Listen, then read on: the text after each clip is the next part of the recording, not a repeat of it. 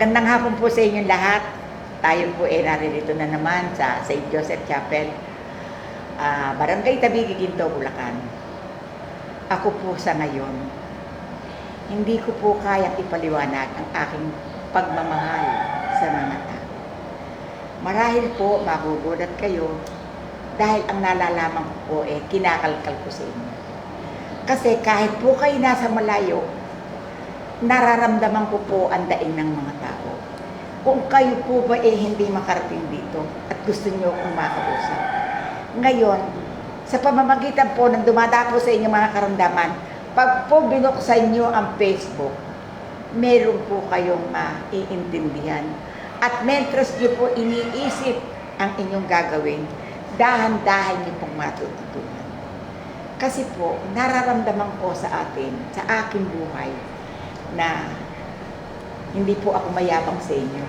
Ang ibig ko po sabihin sa inabot ko pong buhay sa bigay ng ating mahal na Panginoon, napakaganda.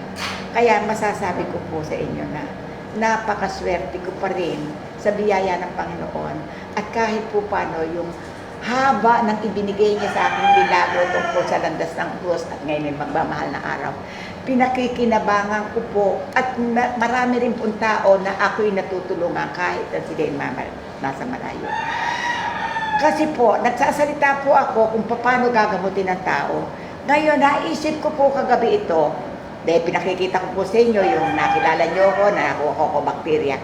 Ngayon, ituturo ko po sa inyo yun man lang nakapraso at pansamantala na yung mga kirot, hapdi na inyong nararamdaman magkaroon ng lunas. Heto po ang aking ginagawa sa mga babae na may mga mayoma. Bumili po kayo ng ganito. Ito po nasa 400. Ito po may lamang gamot. Pero ito po, panlabatiba sa mga batang 3 hanggang 3 taon po. Lalagyan po ng tubig at ibobomba. Ngayon, ito po, nananawagan ako doon sa mga tinawagan ko na mayroong karamdaman na mayoma.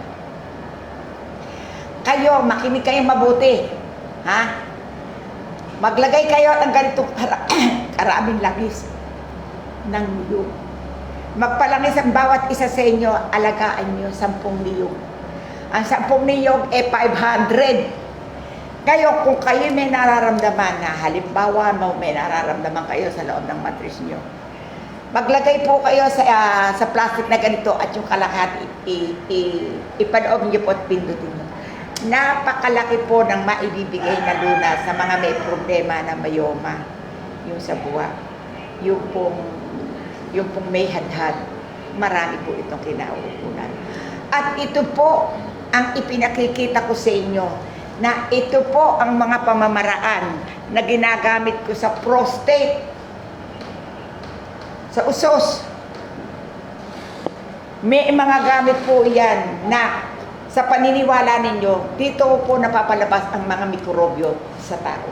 Dahil sa akin pong pagbabalita sa inyo, ang karamdaman ng mga tao, lalo na po sa mga luslos, marumi po yung loob, hindi po nakakaya. Kaya po ngayon, nagkakaroon ng problema. Lalo naman po sa kolon. Ang kolon po, pag marumi at yung pong pinakakanan, maraming natutuyo doon. Eto rin po langis neto. Tandaan nyo, hindi makasasama sa inyo. Sa hospital po kasi, pag kayo'y operahan sa kolon, bago po kayo operahan, iintayin muna ang inyong utot. Yung pong utot na yun, 3 araw bago kayo umutot. Pero po, sasabihin ko, alisto kayo. Pero po kayo, kung hindi po kayo mautot, mga senior citizen, at kahit hindi senior citizen, maglagay po kayo sa plastic na ganito, na ito po nabibili sa butika. Ngayon, ito po, maglagay po kayo ng langis, at lagyan po ninyo ang fit nyo. Huwag na po kayo mag-interest na kung sino pa maglalagay. Narinig niyo, magdasal kayo at may awa po ang Diyos, mauutot kayo. Pag po kayo nautot yun at nalangisan ito, magdasal po kayo at maya-maya, hindi nyo nga lang po makukuha yung aking nalalaman. Dahil ako po, may mga pamamaraan. Kaya lang po ako nagkaganito ng pagtuturo sa inyo, yung po bang meron man lang kayo mahapyaw sa aking nalalaman? Di po ba? Palakpakan niyo naman yan, kapatid. Dahil palakpakan naman ako sa inyo.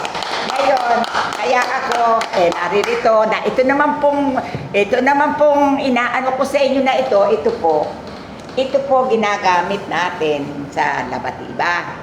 Ito po ang ginagamit ko para po malinis ang loob. Ang nakakuha po nito, yung sa mayoma, yung sa colon, yung sa bato na dinadialysis.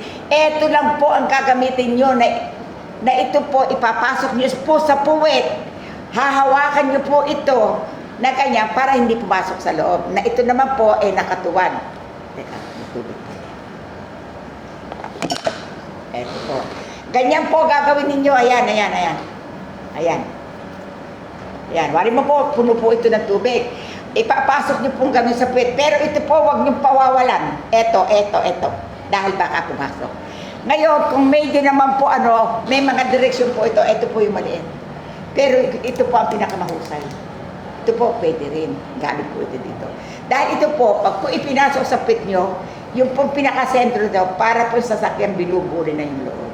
Kaya po ang aking pagpasok sa inyo sa aking araw na ito, February 23 po. 23, isang pagtuturo sa inyo na yung mga may nararamdaman na humihilaman yan, na namamaga, na papabubutas, nagmamahalan po ako sa inyo. Kaya kung sakali man po na inilabas ko na po ang aking nalalaman sa inyo na pagtuturo, ito po, maganda po ang magiging Siyempre po, hindi ko naman po pwedeng ipakita yung paggagawa ko at yun po may pagka-delikadesa din po tayo. Kaya po pumabati ako sa inyo ng magandang hapon po sa inyong lahat. Yung po may mga usos. Ang akin po tinatalakay sa inyo yung bituka ninyo huwag dumami kumapal. At kapag po kasi tumaas ang inyong creatinine, ano po ang kauwian nyo sa bato dialysis. Kaya isang maliwanag na hapon po ang aking ipinadita sa inyo at ang Diyos na po ang bahala sa inyo. Basta po, hindi naman po ako nagmamainam sa inyo. Ang gawin nyo po yung buhat po ngayon, halimbawa mo may kagalit kayo, patawarin nyo na po lahat. Kasi po, ako na rin ang magsasabi sa inyo, tayo po lahat aanihin ng Diyos. Tayo naririto, hindi pa tayo kailangan, hindi pa tayo inaani, may gagawin tayo. Pero lahat po tayo doon uuwi. Kaya hindi ko po sinabi sa inyo kayo magpakabait at kayo magbait-baitan at kayo magkumra-kumwarian. Hindi po nakikita yan sa ganyan. Basta, yung pong masama sa inyo, huwag niyo pong gagawin sa kapwa ninyo. Ngayon, ako naman po, hindi naman po ako nagmamayabang sa inyo na ako man po, gumagawa rin ng bagay na inaayos ko rin po ang aking buhay dito sa kinaroroonan. Kaya ang tangi ko pong masasabi, marami pong nagtatanong saan ang lugar ko, saan ang lokasyon ko. Ako po, dito nyo matatagpuan sa Barangay Tabigi, Ginto, Bulacan. At kung kayo po may kakonsulta, madali pong matalunton. Bumaba po kayo sa Giginto, may tricycle doon, mother pa rin po. Yung pong babaeng ipinapako sa course, ako lang po yun. Kaya po, maraming salamat sa inyo. At ang aking pong paalala, lalo na po yung pong nanganganak na nasisisaryan. Kayo huwag kayong wari mo, kayo mayayaman, may kakayanan at mayaman ang biyanan nyo at may konti kayong pera. Sikapin nyo na banatin niyo ang inyong tiyan. Huwag nyo iyasa sa cesarean dahil napakaraming hirap ang pagdadaanan nyo sa cesarean. Dahil po nung panahon namin nung araw madalang na nasa cesarean. Iinom lang po kami ng 6 na itlog na araw-araw na itlog ng manok na Tagalog na malasado. Nanganganak na po, mabilis po. Ngayon po kasi wala kayong ginagawa kundi maupo. Ingingin, lalo yung mga may pera. Nako, napaka-aarte po niyan. Hindi man lang ayaw man lang pabuhatin ng asawa, mayaman, may kaya, may arte. Kaya po, ang tangi ko masasabi sa inyo, huwag kayong maging maarte. At masasabi ko rin po daw sa mga mga tamad mag-aral, sikapin niyo pong mag-aral. Napakahirap po ang buhay bukas makalawa. Iba po ang nag-aral. May kahihinat ka po sa buhay na hiram. Sasabihin ko po sa inyo, hindi naman palagi ang magulang ninyo kasama nyo. Mag-iisa kayo. Huwag nang hindi kayo natudo na utusan. Ha? Pag kayo nagkamali, niluluko na pala kayo. Ha? Sagot kayo? Opo. Opo. Kaya po, maraming po salamat at tinatapos ko na. Kaya lang po, mahal na Panginoon, magandang hapon po sa inyo. Sana po, ang aking mga ginagawa rito, makapagbigay ilaw sa mga tao na may natutuhan. May natutuhan ba kayo? Opo. Amen. Lalo na siguro yung nakikinig. Sagot kayo.